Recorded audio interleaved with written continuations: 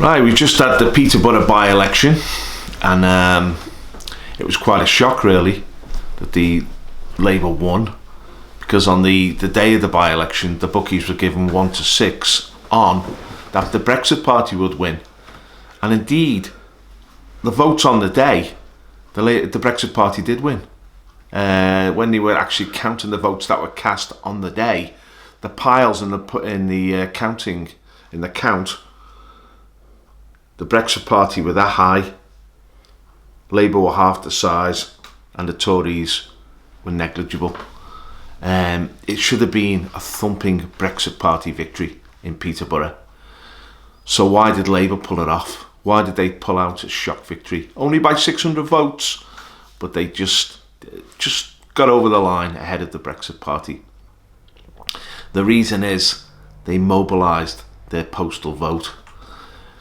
The turnout at the polling stations was around 40%. The turnout for postal votes was around 70%. The Labour Party had an amazing ground game to mobilise its postal vote. It had identified its constituency, got them to register for a postal vote. I regard this as an abuse of the postal vote, and then made sure that those postal votes were returned. Any Labour supporters who were slack in returning their postal votes were harassed, firstly on the phone and then by knocks on the door to make sure their postal vote was returned. Labour had a team on the ground, especially amongst the Muslim community in Peterborough, which has grown massively over the past 20 years. I mean, Peterborough used to have maybe 5% ethnics within the city, within the electoral boundaries. Now it's 20%. Labour have brought in, since Blair, they've brought in a Muslim population into Peterborough, mainly from Kashmir, and this is significant, Kashmiri Muslims. And that Labour has organised these people through the mosques and through the postal vote system to become a voting bloc on their behalf. And it's estimated that half of the Labour vote in Peterborough, 5,000, come from this Muslim bloc vote, which was the significant group that got them over the line. Now, not only did Labour involve the local mosques and the local Muslim associations in mobilising their vote, they brought in people from Kashmir, well-known community figures, to urge the Kashmiris to get out and vote Labour. Astonishing the lengths they went to win that by-election. And it worked, of course, for them. They managed to mobilise that Muslim vote. And for me, it's a manipulation of the democratic process. We think when we go along to the polling booth, we're voting as individuals, we're making a decision, each one of us, separately. If the Labour Party are manipulating a whole bloc to vote as one, and you can see this in the Muslim areas. I mean, when the postal votes came in, the Labour pile was that high and the Brexit pile was non-existent. You know, they voted almost 100% for Labour.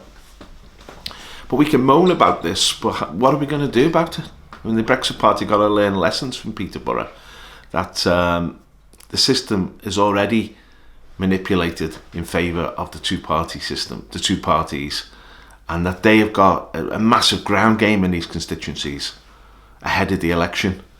They've had workers in place, they've identified their voters, they have the system in place to sort of harvest that postal vote.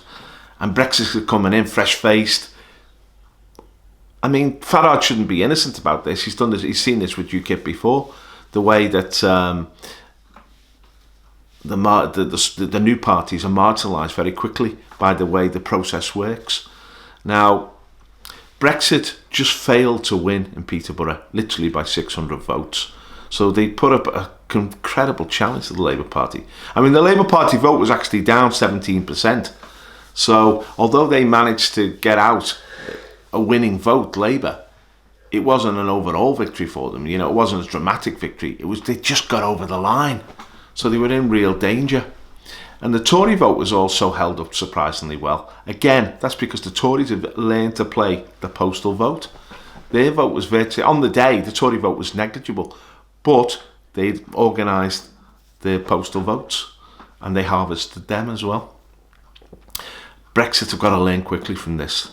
They've got to learn that in every constituency, you've got to have a ground plan. You've got to have a team of activists. You've got to know who your constituency are, and you've got to fight tooth and nail to get your constituency out to vote. Elections are really almost like undeclared war now. They're military operations. The old days of the innocent British voter turning up and then deciding in the polling booth who we would cast his vote for, they're over. They've learned how to manipulate them, the Labour Party and the Conservative Party, and Brexit have got to raise their game to meet that, and that's going to take a formidable effort.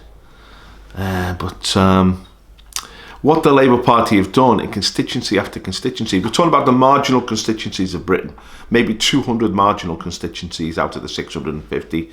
Of the 650, probably 400 of those constituencies will just return the same MP as per normal. But around 200, 250, there's a contest, a real contest. The problem is that the Labour Party, since 1997, have brought in millions and millions of third world immigrants, mainly from West Africa, Indian subcontinent, into our cities, into our parliamentary constituencies, and they've organised these immigrant groups as a Labour vote. It's been a very cynical and a very deliberate operation. And some people think it's the primary reason why Tony Blair opened the floodgates in 1997 and brought in what was the beginnings of 10 million immigrants into the United Kingdom since 1997, which is leading to the demographic transformation of our country. What we're seeing now in area after area in our major cities is that the indigenous British people are being displaced and they're being replaced with third world immigrants, and these people vote Labour. Now, why have the Tories over the past 9-10 years allowed this to continue? Why haven't they put a stop on it? Because the momentum is so great. The Tories give the impression that they don't really care about this, that they've got other interests, but surely it's going to damage the Tory party as much as the Labour Party. So why have the Tories allowed this complete transformation of our cities? Why haven't they tried to slow it down or stop it? It seems that they're all committed to this sort of plan. I say a plan, some sort of ideology which is emanating from the European Union to transform our societies, to make them multicultural, which means they're no longer British societies. Our cities are no longer British. They're international. And the British people have got to ask themselves, what's in this for us? Why are we allowing our land, our cities to be taken from us and given to other people? What is the advantage to us? And this is what Brexit Party is all about. The Brexit Party is about the British people rising up in rebellion against the imposition of things which they don't want and are not in their interest. I mean, ultimately, although Labour and Conservative are organising this transformation within Britain, it's coming from the European Union. It's happening in France. It's happening in Germany. Salvini is putting an end to it in Italy, or attempting to. Holland, Belgium, the Scandinavian countries, it's happening in all these countries. The people are becoming aware of it and they're rising up against it, but it's difficult to overthrow it and stop it, because the vested interests and the establishment are totally committed to this transformation of our societies, which is, in essence, the death of old Britain and the death of the British. It means that our children and grandchildren may not have a future in this society. Or if they do have a future, it will be at the margin. They will have been pushed out by these ethnic groups which are acquiring rapidly political power. See, the Labour Party is not only manipulating the situation to get themselves elected, they're also empowering the immigrant communities by appointing them first of all as councillors and then as MPs. Now, the Labour candidate in Peterborough was exposed as an anti-Semite She said that Theresa May was a Zionist slave. She was serving as Zionist slave masters. But that didn't do her any harm because the Muslim community accepted that. Now, Margaret Hodge, who's a Jewish Labour MP who's fighting ferociously against anti-Semitism, stayed quiet during the by-election. Since the by-election, she's called this the Labour victor to account. But you can see the vested interest, the way they work. So where does that leave us? Where does that leave Brexit? Brexit has got to raise its game, the Brexit Party. Nigel Farage, we're fighting this constitutional issue about the European Union. We want our country back. We want our freedom and our independence back. We voted for that in a referendum. It's got to be honoured. But there are other issues. Our elite, our political elite, which is a criminal political class, are working against our interest, not only in supporting the European Union, but in its transformation of our nation. And they've got to be exposed. Why are they doing this? Why don't they stop this mass immigration and this? And I mean, they actually have allowed it to continue unfettered during the Tory years. And they've given so much to these immigrant groups. They've given our social housing away. They've given much of our welfare system away. I mean, you can't have a welfare state on unlimited immigration.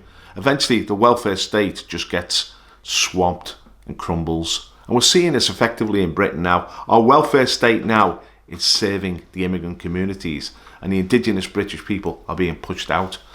What was created to serve us is serving our conquerors. So we need to rise up against this. You see, even if we leave the European Union, these issues will still be there. They'll be an open sore. We can address them then without having to defer to the European Union. But can we get out of the European Union and pretend this is not happening? Because there is a general election coming very shortly. And the Labour Party has shown that simply relying on this vast Muslim bloc vote, which is now maybe 3-4 million votes throughout the country, and the wider ethnic vote, which is maybe 8 or 9 million votes, that combined with its public sector unions and its liberal middle class supporters maybe will be sufficient to get Corbyn over the line, win the general election and impose a Marxist regime on the British people. That's the terrifying prospect we face. Now, Brexit have got to raise the game. They've got to get organised in every constituency. There's going to be tough choices ahead. Because Farage, can we win it on a single issue? Leaving the European Union in the short term, it may be yes, it may be. But we've got to rally the British people, because we need a revolution in this country to overthrow the criminal political class and put into place patriots who respect our traditions, who respect our way of life, and who want the British people to continue into the future. This is what we need in this country. We need a new patriotic force to fight back against the Labour Party and the Conservative Party, which has appeased the Labour Party agenda and gone along with it far too easily. We can have no faith in them. We need a new force. It's been a defeat for Brexit, but it's a defeat they will have to learn from and react to and overcome. Let's raise our game, Nigel. Just remind everybody, subscribe to this channel. Don't forget to press the bell so you get notification of our future videos. We're pouring out as many videos as we can at the moment. We want to raise the voice of nationalism in Britain and across Europe. We've got projects in mind, and we're going to need some help to bring these projects to fruition. If you'd like to make a contribution to this channel, there's a PayPal link in the description below. All donations are gladly received and will help towards this project. Thank you.